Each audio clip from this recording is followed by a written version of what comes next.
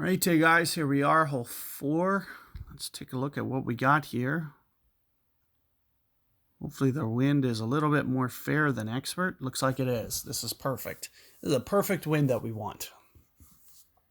So we're always going to go for a bump here. And you're going to want more side spin than this. It's full. Wow, this guy really paid for this driver.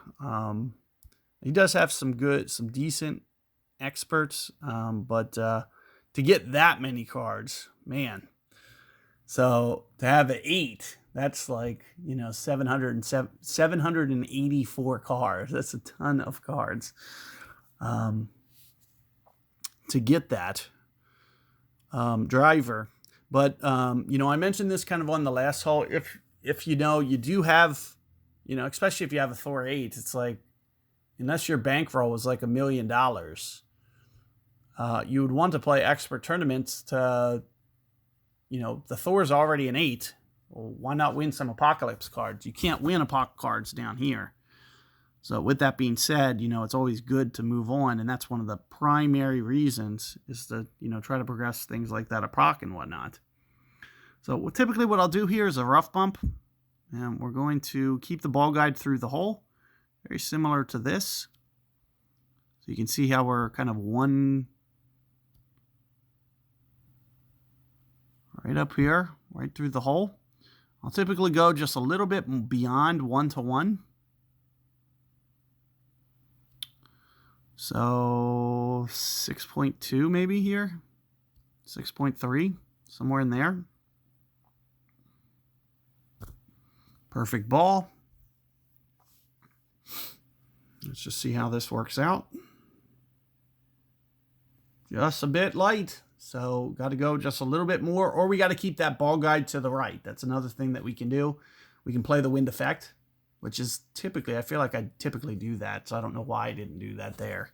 Because I won't typically put it through the hole. I'll typically keep it to the right because I know that wind effect, there's going to be some wind effect. It's going to be negligible, maybe a hole or two. It's only going to be like a hole or two.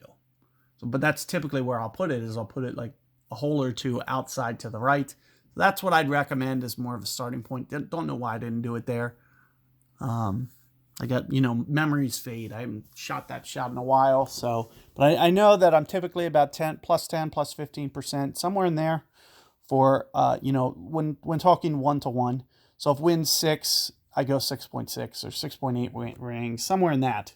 It's very close to plus 10, plus 12, plus 15%.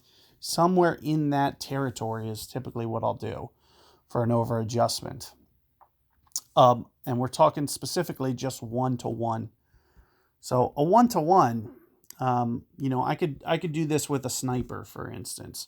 But you need to do it with a sniper power 2 ball, because that's where the distance is true 1-to-1. So for when I said 6, that's how I'm going to see max. So this is 1-to-1 adjustment. You can see the max number it gives me is the exact wind. And it's only with a sniper 2 that you'll get that. And regardless, like I said, I don't care whether I'm on the right club or not. It's irrelevant. I just want that true 1-to-1 adjustment, which is this. And then as I mentioned, it's about plus 12%, maybe plus 15. It's somewhere in this range. So 6.6 to 6.9. It's somewhere inside that is the correct adjustment.